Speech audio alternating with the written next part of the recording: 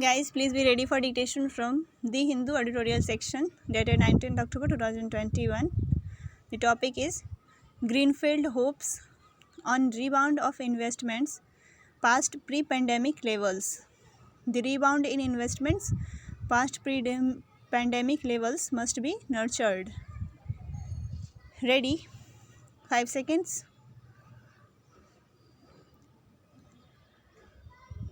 The ebbing of the second wave of the pandemic, accompanied by the gradual lifting of restrictions across states, have not only spurred on improvement in several economic indicators but also led to a much awaited investment revival. Data from investment monitoring firm Projects Today reveal that investment commitments and indicators of actual capital expenditure on the ground recorded a more than robust sequential growth in the July-September quarter after an insipid.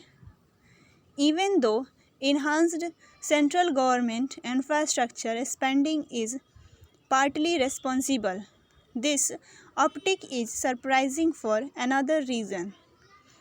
The first half of 2021 to 22 has now seen fresh investments higher than the pre-COVID year of 2019 to 20, with private capital outlays up nearly 49% to 4.87 lakh crore. Whether or not this growth rate is sustained, the implementation of the PLI scheme to promote manufacturing investments in India is expected to spur more investments in textiles, pharma, electronics over the second half of this year. And 2022 to 23, critics may call it a retro style import substitution push, but if it manages to nudge a few investments away from Vietnam, Cambodia, and now Bangladesh at a time the world is looking to reduce its China dependence, this is worth the effort. Initial evidence suggests some investors have been converted. Speedy implementation is, however, essential to ensure the expected gains accrue. Of the 13 sectors for which PLIs have been announced, 9 have been notified so far, and the others must be spelled out quickly lest global investors pick another destination. The handing over of Air India to the Tata Group, the first outright sale of a public sector firm in almost 2 decades, will ring in some much needed confidence in the government's much reiterated stance that it has no business to be in business.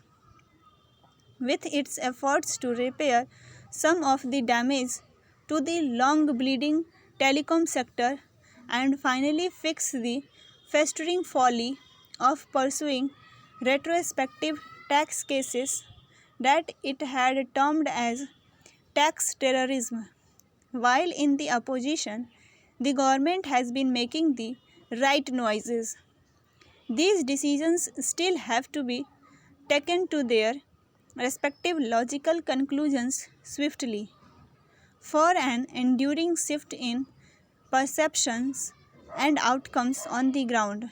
Moreover, as it seeks to seal economic partnership pacts or scale up ties with key markets like the EU, the US, and the UK, India needs to also invest some of this energy into improving its image on key socio-economic parameters and the adherence to the rule of law, while refraining from fresh mistakes and heavy-handed regulations like the much opposed draft norms for e-commerce.